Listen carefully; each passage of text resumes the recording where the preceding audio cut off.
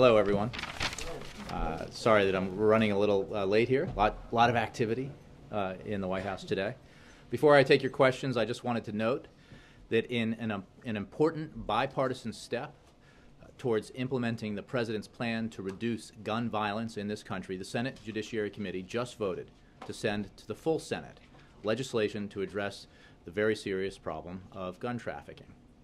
The administration and the law enforcement community have long identified the need for legislation imposing tough penalties on gun traffickers and straw purchasers who funnel guns to dangerous criminals, and the President is pleased that Congress is taking steps to act. We look forward to continuing to work with Congress on this and on the other important pieces of legislation that are part of the President's comprehensive plan.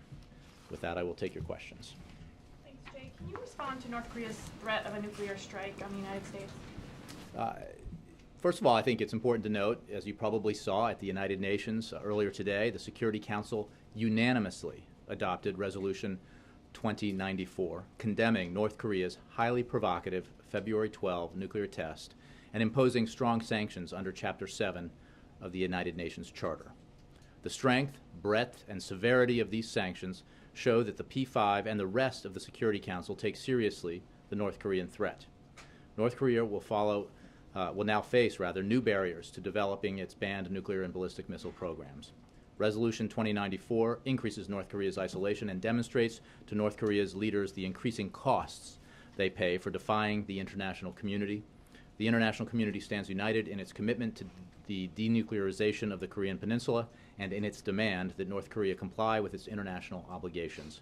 The Security Council also committed to take additional measures in the event of another nuclear test or launch. Now, as I stated earlier this week, DPRK will achieve nothing by threats or provocations, which will only further isolate North Korea and undermine international efforts to ensure peace and stability in Southeast Asia. Does the United States believe that North Korea is capable of carrying out this threat? Officials there are claiming that they now have the missiles on standby that can, quote, leave Washington engulfed in a sea of fire. What can you tell Americans who might be concerned when they see that about whether they have the capability to carry that out? I can tell you that the United States is fully capable of defending against any North Korean ballistic missile attack. And our recent success in returning to testing of the upgraded version of the so-called GBI, or the CE-2 missile, will keep us on a good trajectory to improve our defense capability against limited ballistic missile threats such as those from North Korea. But let's be clear, we are fully capable of dealing with that threat. Went on the dinner last night. It's getting some positive reviews from the Republicans that were there, but Senator Porker talked about how there was a discussion of whether they can have these frank discussions over dinner and then turn around and have the president attacking them in a partisan manner. And I wonder if the president plans to change his tone at all in his public comments now that he's initiated this outreach. Well, let me say a couple of things. First, I spoke with the president about this a little while ago, and he said that he found the dinner very constructive and very pleasant. He said that there seemed to be sincere interest in avoiding constant crisis, sincere interest expressed by the participants in the dinner.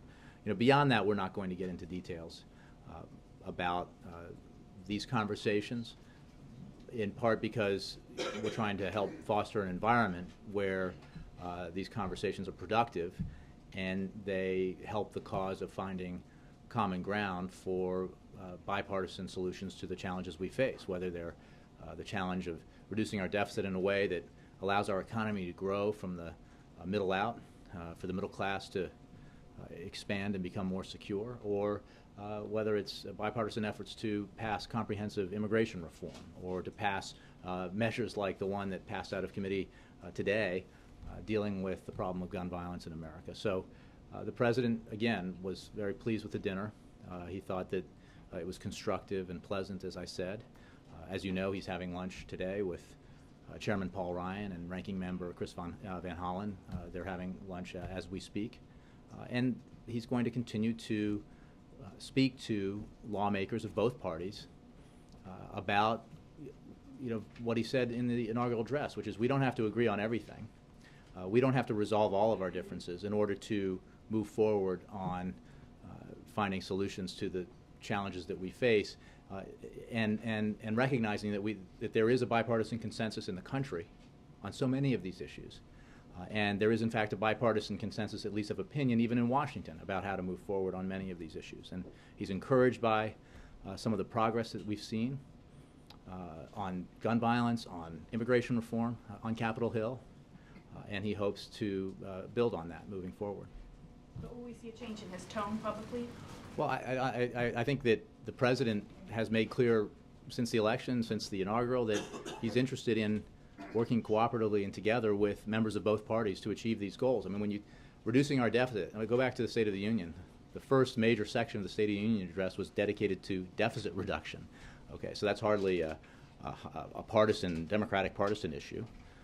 He also talked about immigration reform, an issue that has traditionally had bipartisan support, that seems to have, again, bipartisan support. Measures to reduce gun violence, that's not a partisan issue at all. The victims of gun violence, especially when we talk about our children, like the children of Newtown, are not Democrats or Republicans. And that's why we need to take common sense measures that protect our Second Amendment rights, but move forward in the cause of reducing gun violence in America. So he will continue to engage with Republicans as well as Democrats. He'll continue to speak clearly about what his priorities are.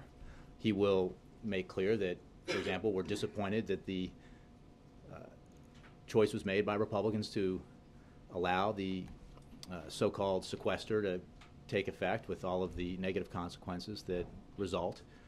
But he also believes we can move forward and try to address these other challenges, and that's part of what's happening. Jeff? Jay, Eric Holder said... I couldn't tell if you were just... Oh, let me say also, I understand we're running late, and I understand that some of you who may be in the pool might have to jump up and load up for the motorcade, and I apologize for that, but feel free to disrupt the briefing. I will not take offense. Jeff? Thank you. Eric Holder said yesterday that the president would be speaking soon about his policies with regard to drone use in the United States. Can you give us any sense as to when that would be and what sort of action is going on to develop that policy? The Attorney General, I assume, was referring to what the President has said publicly, which is that he thinks these are important issues. He believes very much in the need to be as transparent as possible on these matters with Congress as well as with the public. He has spoken about it. His senior administration officials have spoken often about it, and he looks forward to addressing those issues as well in the coming months. I think that's the phrase the President used. I don't have any timetable to provide to you or an event to announce, but I would just point you to what the President himself has said. And then a follow-up on the dinner from last night. Speaker Boehner said today that the president had done a 180. Why is there any retrospective looking in the White House that maybe this is something that could have been done earlier? Why now? Why not before? Look, I think I'll make 2 points. One, and I'll try to do this briefly. In the president's first term, he engaged consistently with Congress, especially in the first 2 years. And consistently with Congress, including leaders of the Republican Party after the midterm elections, through the summer of 2011. I think there is ample data to prove that point. And he did it in numerous ways, in small groups, telephone conversations, meetings in the Oval Office, meetings in the residence. In the calendar year of 2011, especially leading up to and through the the debt ceiling negotiations, he spent an enormous amount of time with Republican leaders, face-to-face time, probably more than either of his immediate predecessors did in such a sustained or short period of time.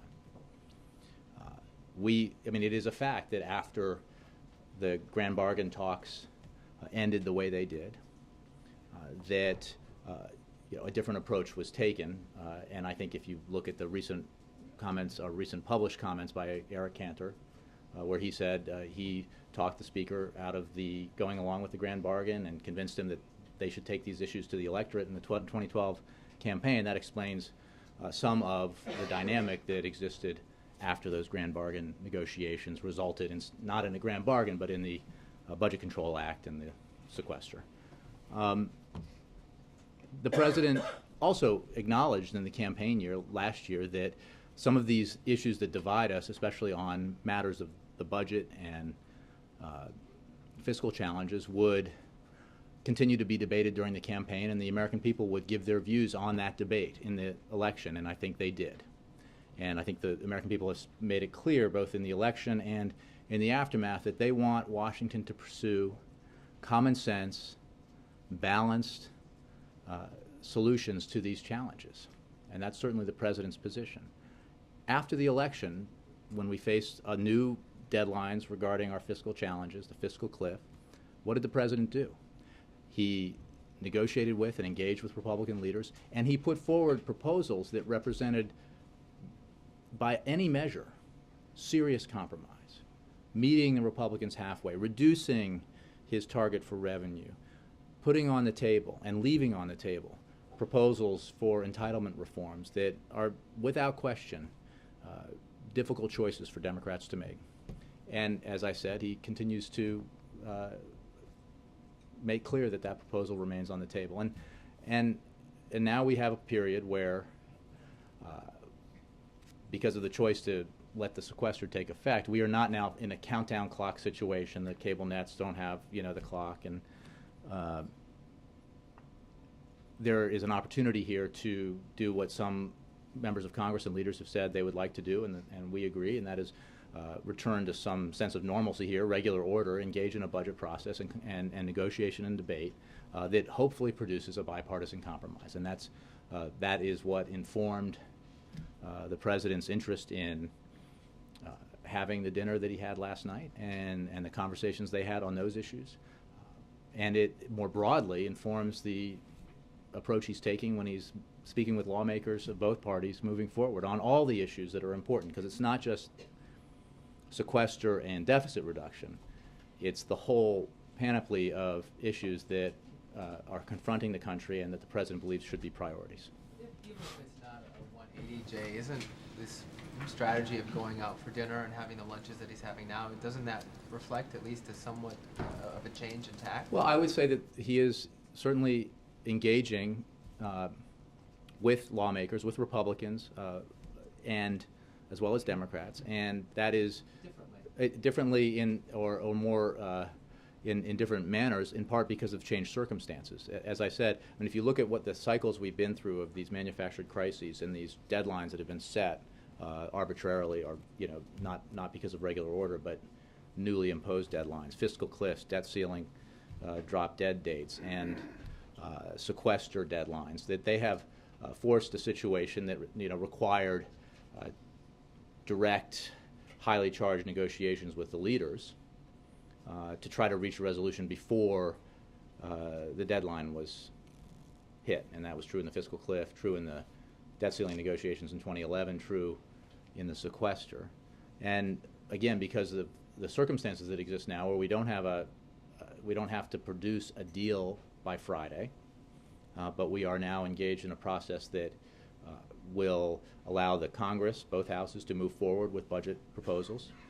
The president will submit his budget. That he is trying to have a conversation with lawmakers who have expressed either specific or general interest in compromise, and hope that results in a positive outcome. And we're not naive about the challenges that we still face. They exist, and there are differences. But it is useful to remember that back in December, because the president came very far in his proposal, in his negotiations with the Speaker, there wasn't that much difference between them until the Speaker walked away and pursued so-called Plan B. The president made some very serious proposals, and I think gradually people are recognizing that and accepting that the president has had a plan and does have a plan. It exists on paper, it exists on the web, and to state otherwise is simply at odds with reality. Yeah, Jim. I wanted to ask you, Senator Rand Paul said earlier today on CNN that the White House is talking with his office about a way to resolve some of his concerns over use of drones on American soil.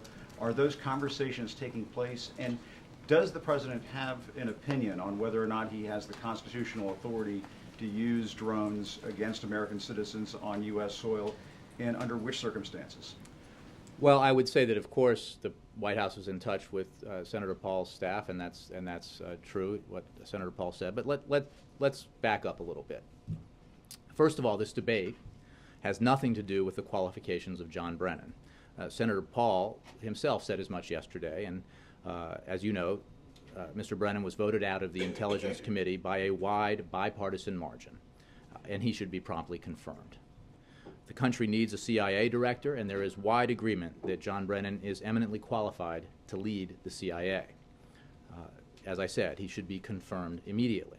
Now, Senator Paul has raised questions about the President's authority to use lethal force within the United States, which John Brennan and the Attorney General have both answered. Today, Senator Paul raised an additional question, and the Attorney General has answered it. And to be crystal clear, I want to be crystal clear about what Senator Paul is now asking. I'm going to read directly from the Attorney General's letter of today. He has sent a letter responding to this question. It was transmitted to Senator Paul within the last half hour or so. And here, this is from the letter. Quote, "Does the President have the authority to use a weaponized drone to kill an American not engaged in combat on American soil?" The answer is no.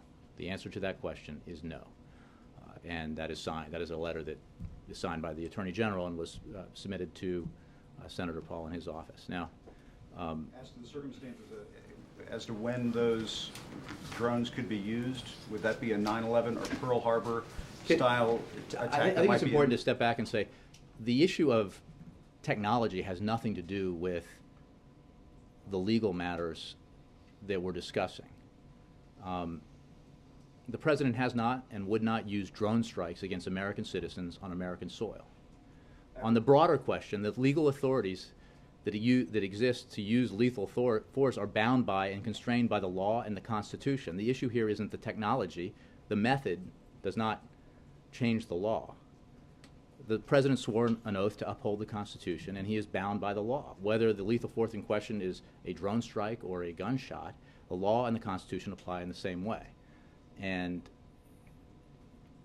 again, that's why I think there's been a great deal of confusion about, the technology here, when the technology is irrelevant to what the law and the Constitution say. And the President is bound by the Constitution, bound by the laws, and is sworn to uphold them.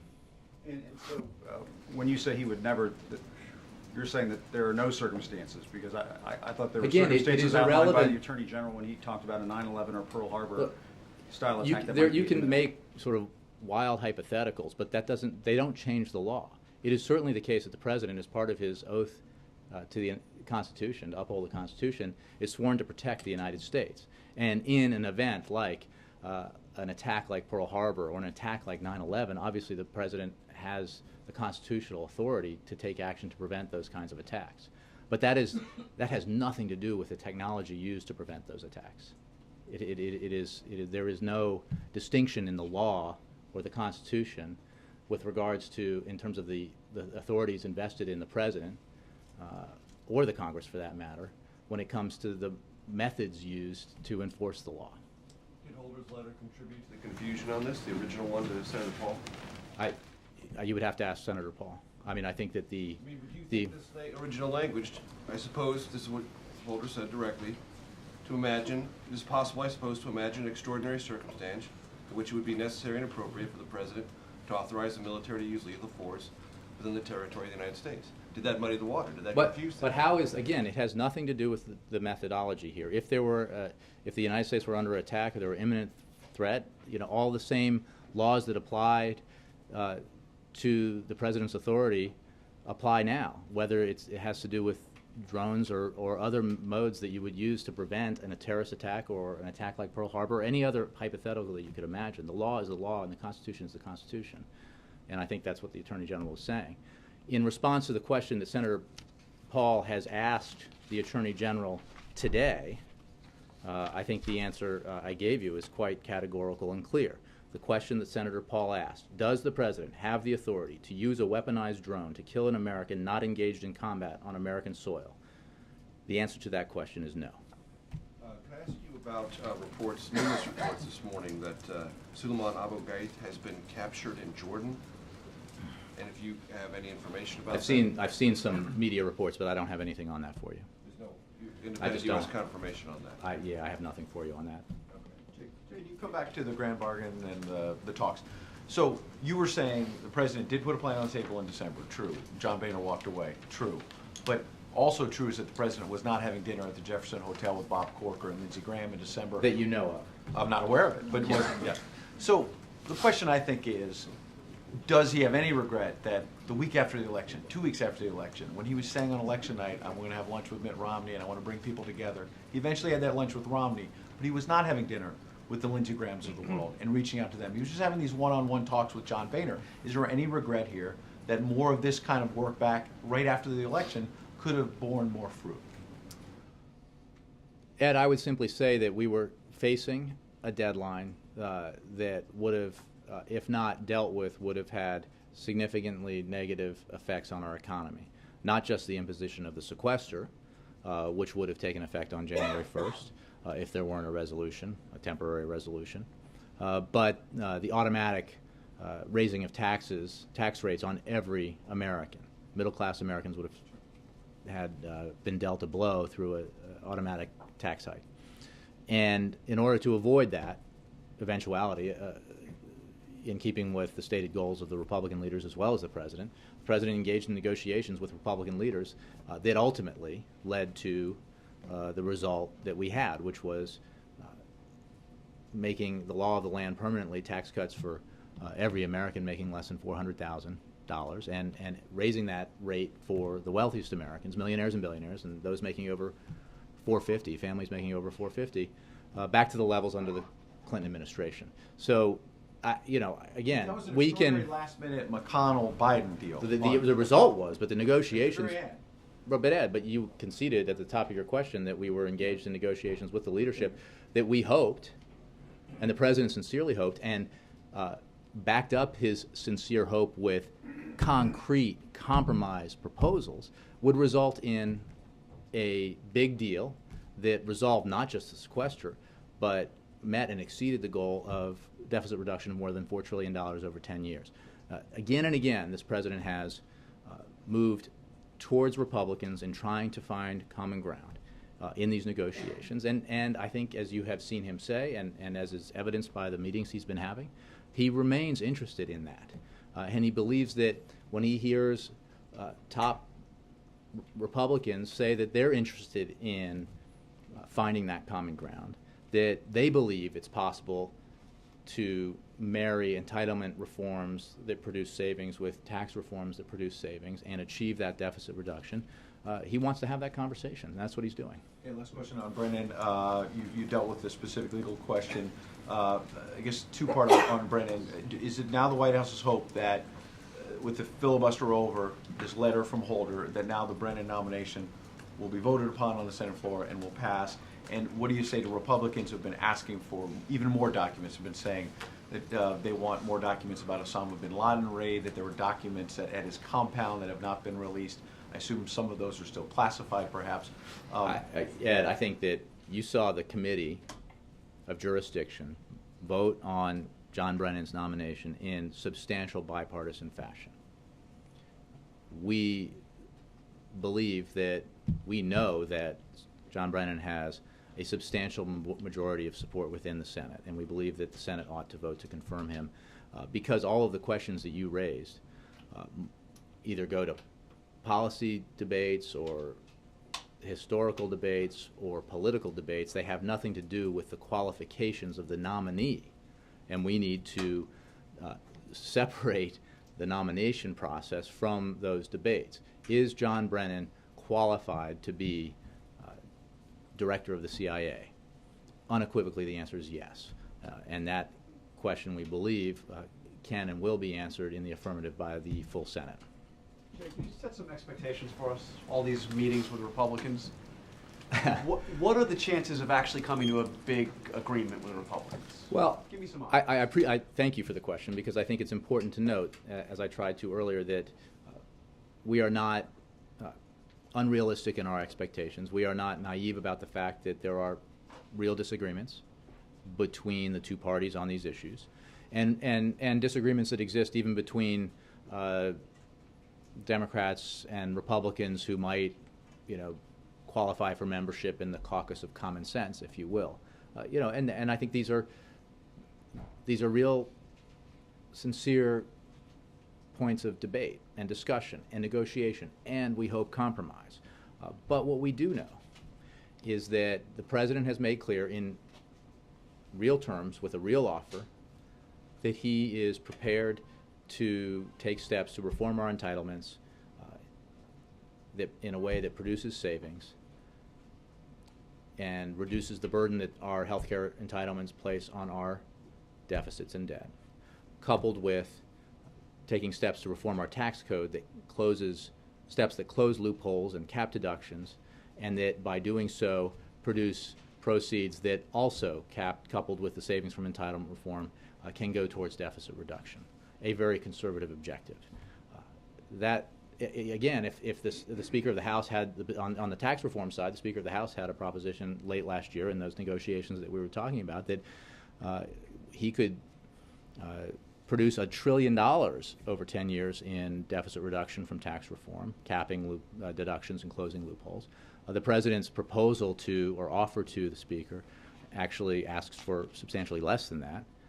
And it seems to me that if this is the case, that both sides say they want entitlement reform, both sides say they want tax reform, and there is overlap in the substance, that there should be an opportunity to find common ground. But we are not predicting that. We are simply saying that it is the right thing to do, and the American people expect their leaders to do it, to engage and have a conversation about these issues. So you know Paul Ryan's views well on Medicare and taxes and budgets. I mean, you've talked about it from the podium.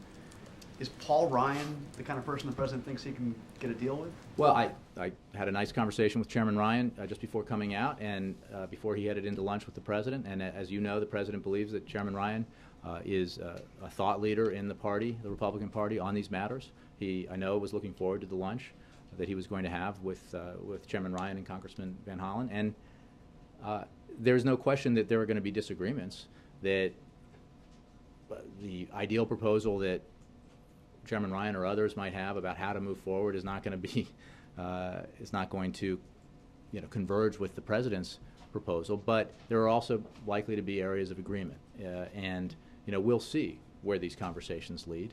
What the president hopes is that there is the spirit of compromise, that there's not a proposition at the outset that, we're not doing this. Absolutely no way. We're not. The compromise can't be you compromise only with us, but the reverse is not true. And that, going back to where we've been on this issue, the president has compromised on propositions about entitlement reforms. He's put forward proposals that represent, I think, by any measure, tough choices by Democrats, and he has modified his proposals on revenue to try to account for Republican opposition. Again, his proposal for revenue through tax reform is substantially lower than what Speaker Boehner said was possible just in December. So we're only asking that we have that conversation about the things that we should be able to agree on. But just to be clear on the terms here, because we heard from the Speaker again today, no more taxes. If Republicans stick to the no more taxes mantra, is there any deal possible? Well, I mean, if you're saying, if there's no deal possible, is there no deal possible? I suppose the answer to that could only be no. But the president doesn't believe that Washington leaders ought to throw up their hands and say, you know what, we give up on this, because there is, and we have heard and we have seen, and he has had discussions with members who've expressed an opinion that there is possibility for compromise, that there is some convergence of opinion about how to move forward with combined entitlement reform and tax reform in a way that reduces our deficit, that eliminates the sequester, that helps the economy grow. I mean, economist after economist, I think, has been noting that the economy is poised right now to do well if, and this is a big caveat, if Washington doesn't get in the way. And will do even better if Washington makes smart, compromise decisions about how to move forward with deficit reduction, decisions that protect seniors, that don't ask middle-class Americans to foot the bill all by themselves for continued deficit reduction, but that move the country forward and help the economy grow from the middle out and not just the top down. The president thinks he can talk Republicans into raising taxes, and he's doing. I think the president has had conversations with and has seen conversations reported with members of the Republican Party who agree with the proposition that we can have balance in deficit reduction, balance that includes revenues as well as entitlement reforms. That's occurred during these conversations he's recently had. Well, I'm not going to read out conversations in specifically, but I would point you to public statements by some members of Congress, Republicans, who have suggested that they are open to that proposition and open to the general principle that there ought to be room for compromise on these issues. It is, despite all of our differences, that we have achieved $2.5 trillion in deficit reduction thus far, 4 to 1 in spending cuts to revenues, but still there has been balance, and it is entirely reasonable, given where the president is, given where Republicans either are or have been, that we should be able to come together and find a solution. It's going to be hard. I do not want to in any way suggest that this is a sure thing. It is far from that. But the president believes it's important and that the American people expect that he and other leaders in Washington come together and have these discussions. Just a quick question on the White House tours. I wanted to ask you, a group of kids from sixth graders at the St. Paul's Lutheran School in Waverly, Iowa. These sixth graders have put a video message on Facebook urging Washington, quote, "The White House is our house. Please let us visit." They were supposed to be visiting here next week. What is your answer, the president's answer, to the sixth graders at the St. Paul's Lutheran School? Well, my answer is that the president and the first lady are have, throughout the time that they've been here, made extraordinary efforts to make this the people's house. And it is extremely unfortunate that we have a situation like the sequester that compels the kinds of trade-offs and decisions that this represents. You know, the fact is that the Secret Service, like other agencies of government, is affected by the sequester. And the Secret Service presented options that ranged from canceling tours to potential furloughs and cuts in overtime. And in order to allow the Secret Service to best fulfill its core mission, the White House made the decision that we would unfortunately have to temporarily suspend these tours. That's, I think, the point we've made broadly about the sequester when there have been questions raised about what kind of flexibility exists is that the trade-offs here are never good because of the nature of the cuts and the way that the law is written, and whether it's in the education budget where you know, if you're given flexibility, your option is to give less money to disabled kids so you can give more money to poor kids, you know, more support to poor kids. It's, you know, this is a similar kind of trade-off, and it's very unfortunate. And you know, we're obviously disappointed about that kind of decision, but you know, it would have been far better in our view if Congress had taken action to delay the sequester in the very same way they took action 2.5 months ago to delay the sequester,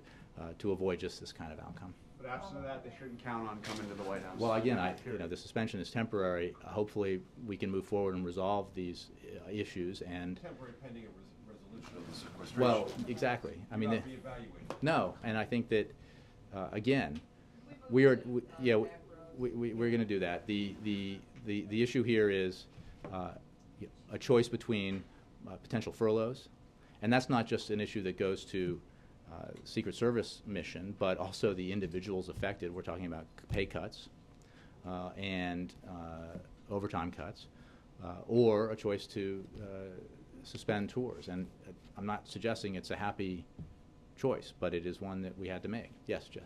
Could you tell us why the president went to the Hotel Jefferson instead of just having them in at the White House? And more broadly, how this engagement came about? Was it planned long before, that if sequestration actually went through, that he would do this? I mean, well, I'll answer the first part. The president thought that having dinner outside of the White House would be,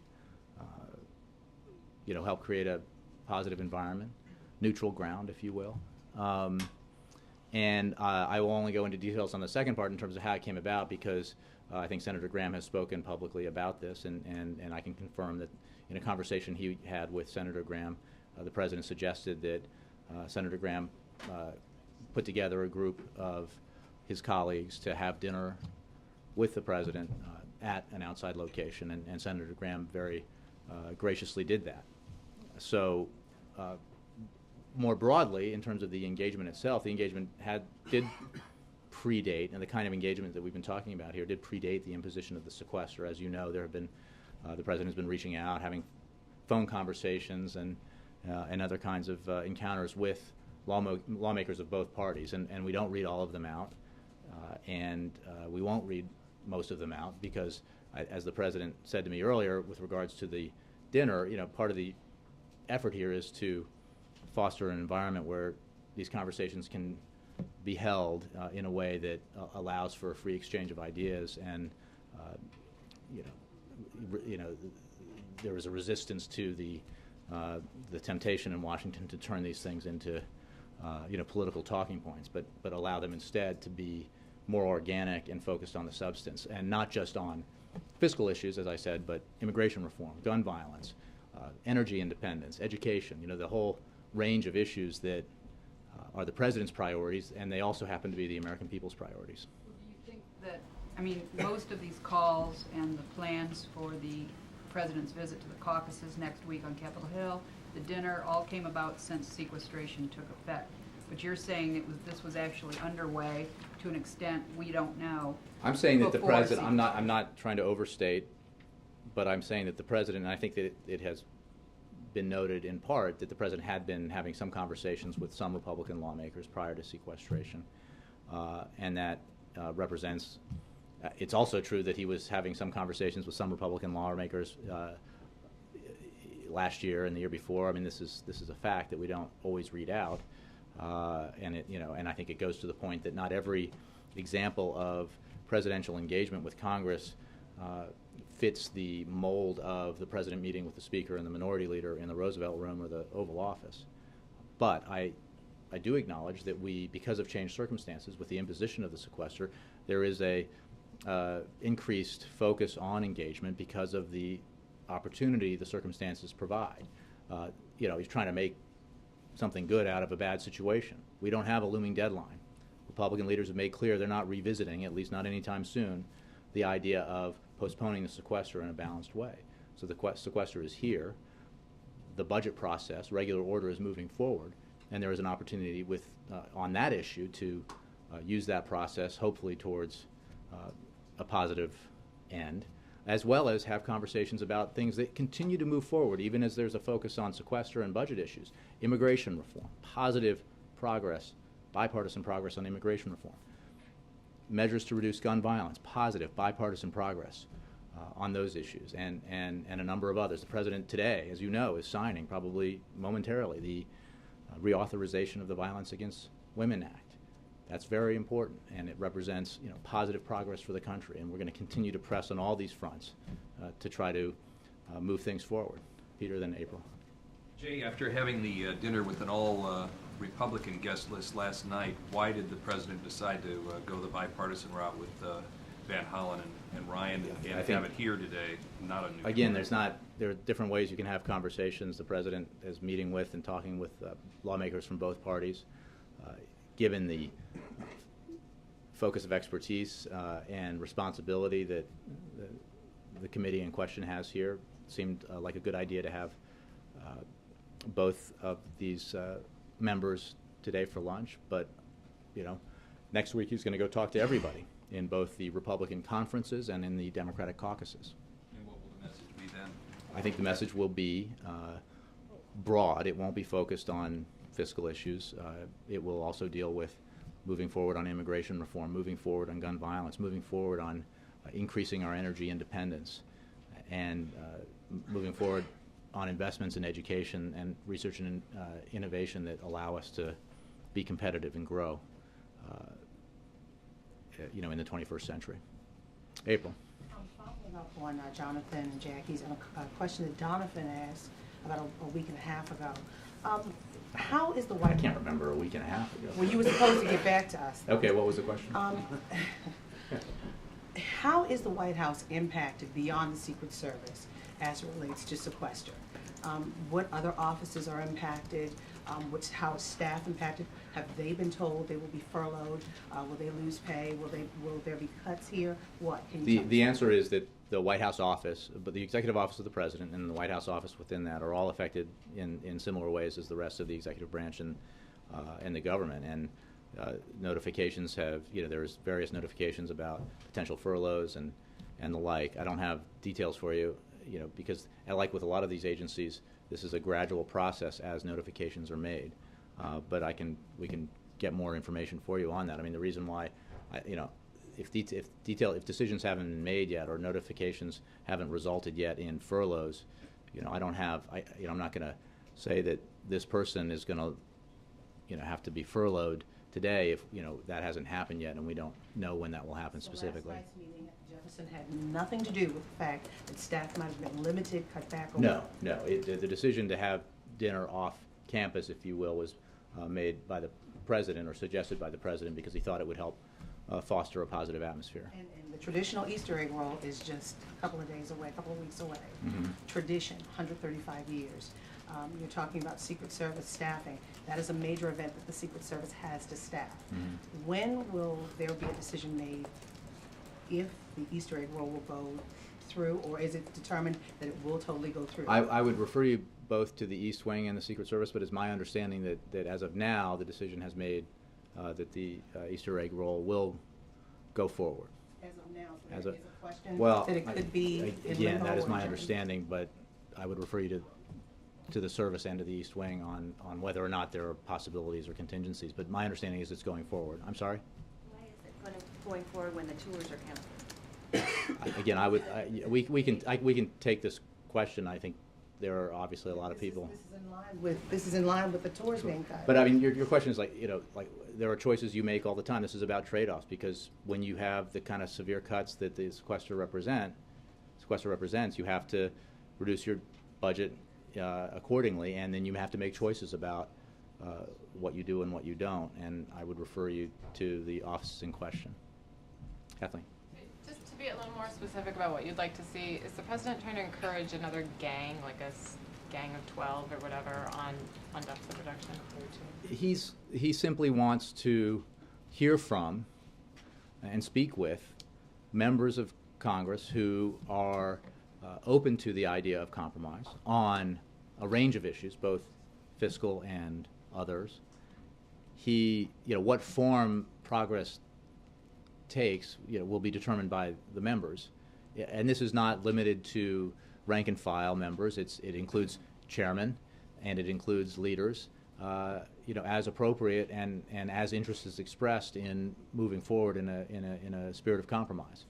So, again, I don't want to overstate our expectations, but the president feels it's very important to have these conversations because he knows that while there are differences that always exist and they're sincere, there is a fundamental fact here that the president's put forward a proposal when it comes again to our fiscal issues that includes entitlement reforms and tax reforms. Republicans say that top of the list of priorities that they have are entitlement reforms and tax reform. So that seems like a pretty good starting point towards moving towards further deficit reduction in a balanced way. Scott. Has the president's thinking about entitlement reform changed as far as Congressman Ryan's proposal for Medicare? I don't believe we've digested or reviewed Chairman Ryan's new budget proposal, if that's what you're talking about. But the president. That's like his old budget proposal that the president. Well, if you're saying do we support voucherization of Medicare, the answer is no. It's unfair cost shifting onto seniors, and it is not good policy as far as or necessary policy as far as the president's concerned. I mean, one of the issues that points we made in the previous iterations was that one of the reasons why such drastic and dramatic cost shifting and cuts were imposed upon seniors was in order to funnel money for tax cuts to wealthy Americans, which we thought was not a fair trade-off. But again, I'm not trying to prejudge proposals that have either just arrived or will come forward. The President has put forward entitlement reform proposals that represent tough choices for Democrats and that produce real savings in the 10-year window that we're talking about. And gradually, I think, outside observers as well as some lawmakers on the Republican Party side have acknowledged that those are serious, concrete, and legitimate and cost-saving proposals. He has also put forward a very reasonable proposal when it comes to tax reform and generating revenues from tax reform by closing loopholes and ending special exceptions and exemptions for the well-off and well-connected that would also contribute to deficit reduction in a balanced approach. And that's what last night's conversation was largely about. And it will be part of the conversations that the President has moving forward. Kristen and then Lisa. Yeah. Jay, just to clarify, you talked about the fact that the President's going to discuss immigration, gun control in some of these future meetings. Was that discussed as well during last night's I don't have a dinner? readout to give you beyond what I've just said from my conversation with the President.